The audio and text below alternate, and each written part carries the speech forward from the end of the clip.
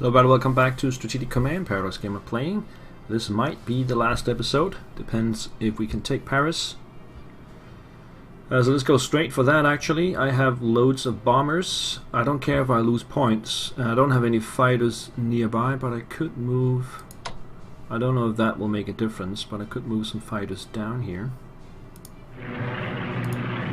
Let's see if that makes any difference at all. Start bombing Paris. Seems to be no fighters protecting Paris. So I'm just gonna go ahead and simply bomb it with everything I have here.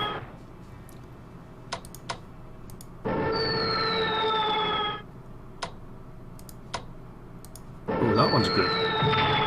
Yeah, I think that's the end. That just took it down to 3. And we can simply just shoot him up. And we got Paris. So that should be it. Of course, we'll finish the turn anyway. Let's see if we can head towards Vichy, Orléans, Dijon. Fighters down here. What about over here? No one there. Can I take the Hague? I've got no units nearby. I've got these guys. I could try and bomb them a little bit. That didn't go well.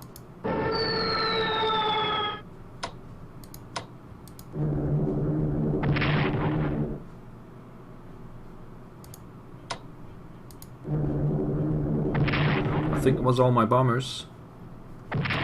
So yeah, we got carrier bombers. Well, that worked. And they've got 2 attacks.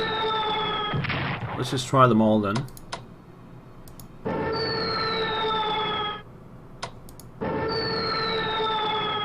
I got a lot of those. Not all of them are upgraded, so it might be nothing here. Yeah, there was one more there.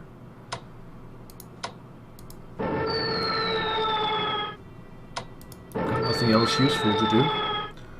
Let's see what the US can do. Oh, that was nice. Sounds better. The airplane sounds better. There's also this one.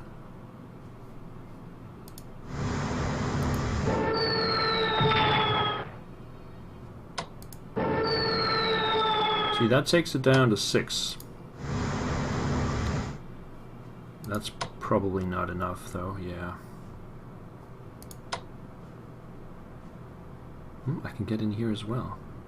Well, let's do that attack. Down to 4. The army can reach. Unfortunately, these guys cannot move out of the way. The army can reach. And then these guys are still stuck. And I can't get to it. Oh, I can move up here. Yeah, I did a decent try. I would get the Hague in the coming turn anyway. Move over here. Enemy contact. Not sure what that sign was about. Take Amiens. Move out. US.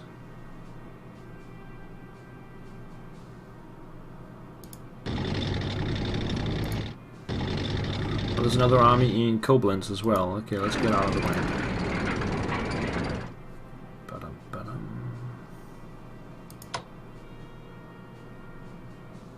Take that done. And move the headquarters up. Let's see if we can take Munich as well. We have plenty of bombers. Let's just reveal it first. That would be this one. And then start up the bombers. Fire them up. I don't care if I lose strength. Just keep going. Ah, that one's out of reach. So this one is probably... no, that can hit.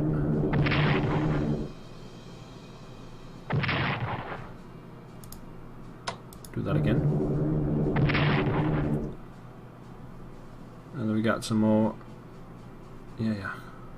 Over here. That was one string point.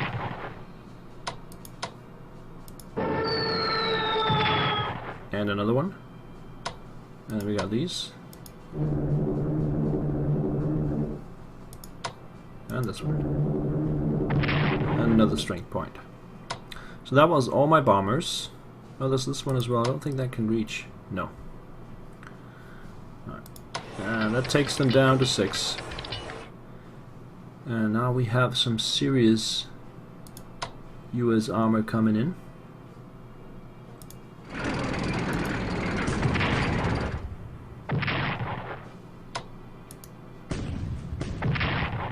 Takes it down to 4.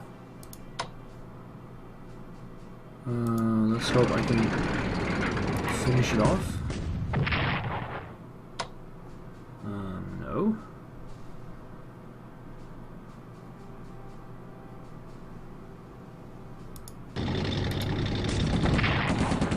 Alright, get this guy out of the way. And then we have no infantry, unfortunately. Yeah, this one can reach. That'll work. And then we got some medium tanks. BT-7s. Boom. And take Munich.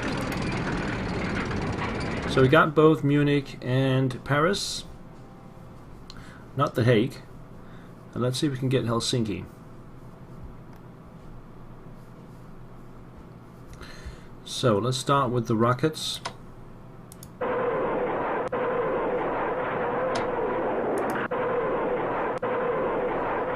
No apparent effect. Battleship will take a shot, and so will the cruiser. Now we'll just move in with the guys and see if we can finish it off. Looks like it.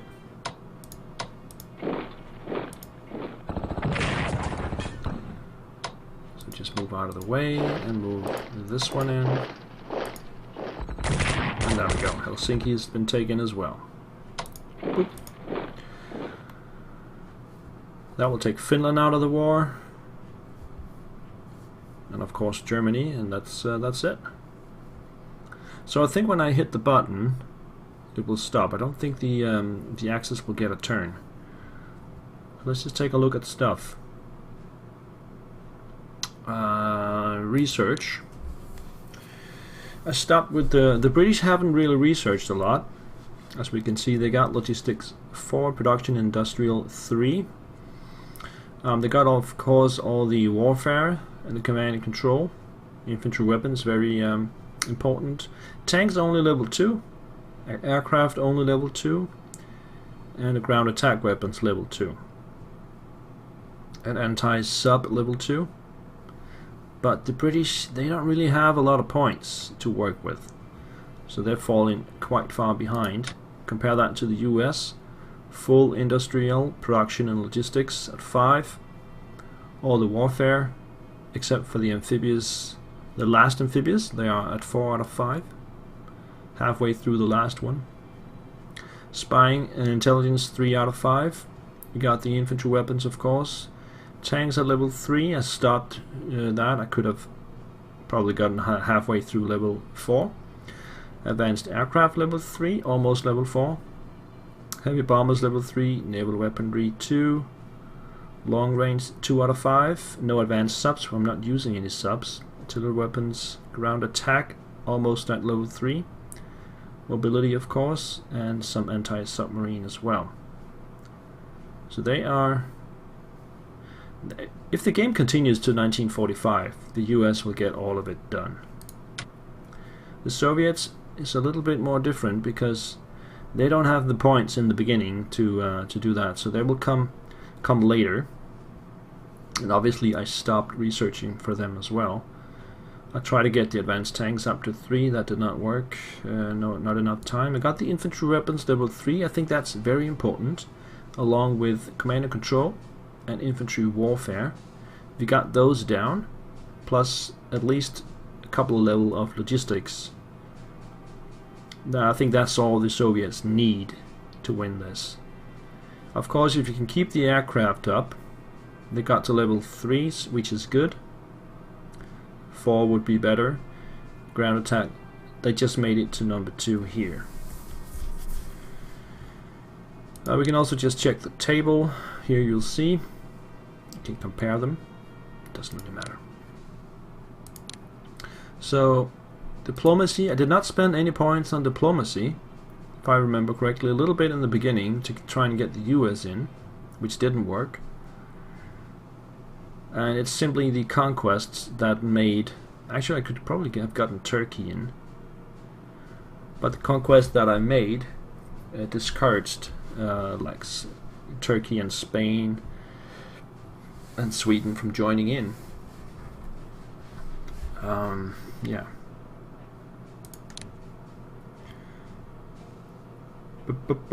Plenty of points at the end. Let's see if I have some graphs. Where are the graphs? Reports. Here we go. Let's get some graphs. National morale. We can see the German morale's just going down slowly. Italian as well. British morale was pretty decent all the way through. A little bit down in the beginning, kept it up, and then yeah, it's been around 100 for a while. US dropped down a little bit at the end, I don't know why. And the Soviet just kept climbing. Lots of morale for the Soviets. What else is interesting? Points. The spend and lost is not important. The collected ones, the green one, if you can catch the green one, you can see the Soviets don't have a lot of points in the beginning, and then suddenly they will start to grow. This is where the I moved the industry away from Ukraine, so there's a drop there. I didn't need to do that, but I didn't know that at the time. If I hadn't done that, it would have been even more significant. Compare that to the US and the British. The British drop here is the points that they give to the USSR at this point. Research diplomacy, I don't think we can use these graphs for anything. Raiders, convoys. Convoy income maybe is interesting. The British convoy income kept going up, a little bit down here. I didn't move the convoys. USSR, of course, is also getting points from convoys, while the Germans, yeah, ended up with no convoys at all.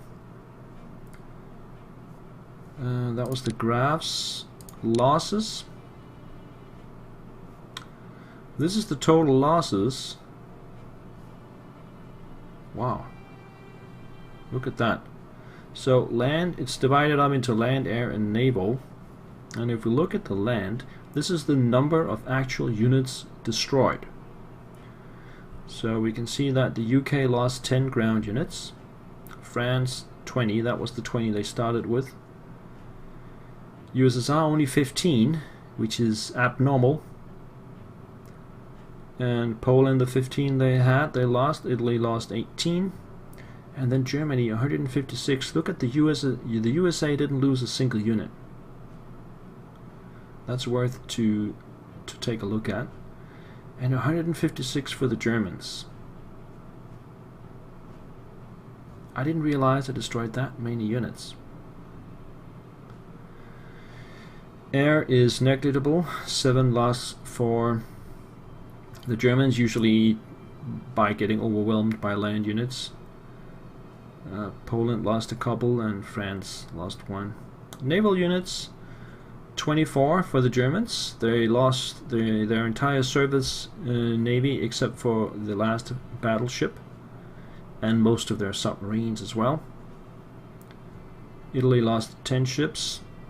France lost the 5 that I wasted, and then the UK lost a couple of ships. Detailed losses. Now here we can see how many submarines they actually lost. 13 submarines for the Germans. Well, that's quite significant. Let's see how the land units distribute itself. 50 corps, 50 army corps, and 33 armies was lost. An additional 27 garrisons, and 6 headquarters,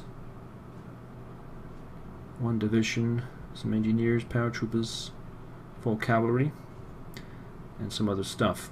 Light tanks, and they lost 18 tank units, medium tanks, and 3 heavy tanks. 4 fighters, 2 tanks, 1 medium bomber. No losses for the US whatsoever.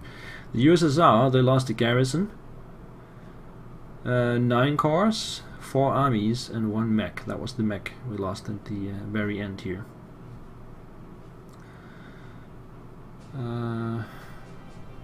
British 8 corps, 1 headquarter, and a tank. That was the 7th Armored in Greece.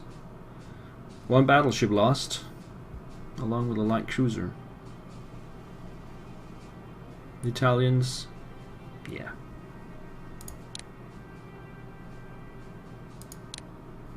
That was the graphs and the losses. What we see here is the reports. I'm not sure what is this. Land, air, naval. That's the current amount of units, I think.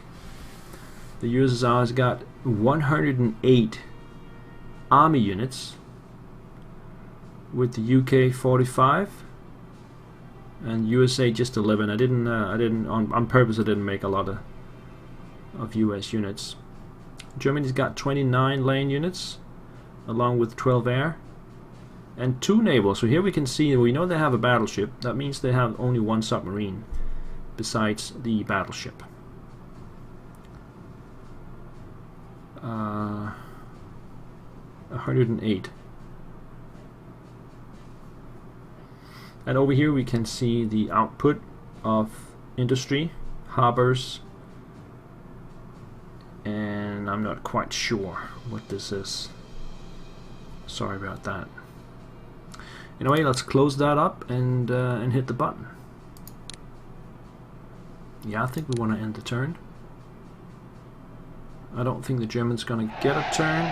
Allies liberate France. Let's see what's going on here. Negotiations are underway with the Portuguese leader Antonio de Oliveira Salazar to lease the islands of the Azores from Portugal. Would you like to approve the lease of the Azores from Portugal? No, that doesn't matter.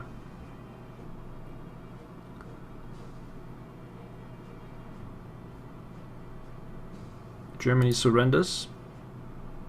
All their units are gone. That leaves just Vichy France.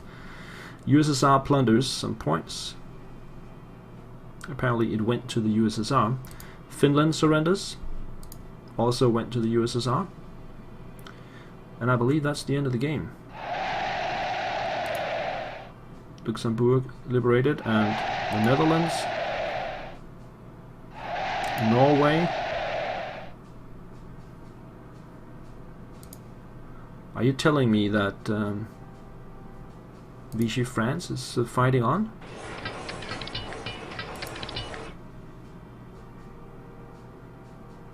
The Channel Islands are liberated, yeah.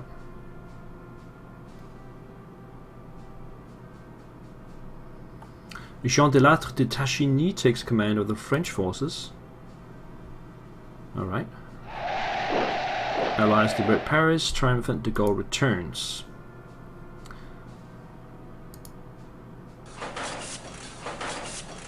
I think the game will end now. Yes. Alright. So Allied decisive victory. We still had Vichy France left, but that would have been a couple of turns to take them out. And we see all the units on the map now. Yeah, we can see that Vichy France, they got a corps in Strasbourg, and they got one in Marseille, and that's pretty much it. So did not make a huge difference with Vichy France joining or not. So the discussion goes, if the Western and Eastern Allies, if the Soviets would fight on against the Western Allies, how would that end? And I'm positive that the Soviets would they would just beat up everybody else. And the British would retire to their island again with the US, and that's it. Alright, so comments on the actual game. It's as I said in the beginning, playing as the Allies is way easier than playing as the Germans, because the AI is not capable of launching a an offensive that is good enough. Well, they can take France, of course. They were nowhere near landing in Britain, and their attack on the Soviet Union was rather pathetic. They got to Smolensk, and that's it. Very small area. They got nothing in the south, except for a couple of small towns. So that attack was obviously doomed to fail. And once that turns around and the Soviets start to gain momentum, they just squish everything. Anyway, it was pretty fun. I'm not sure what's up next. I will take a look at one of the other scenarios and see if they are fun to play, and then I'll play one of them. Stay tuned for more series on the channel. There's a lot of stuff coming up, so I'm not sure when, but looking forward to lots of new games coming here in the end of the winter. So stay tuned for all of that stuff, and thank you for watching this series, as always. I'm very grateful for that, and I wish you a happy day, and see you another time. Take care. Bye bye.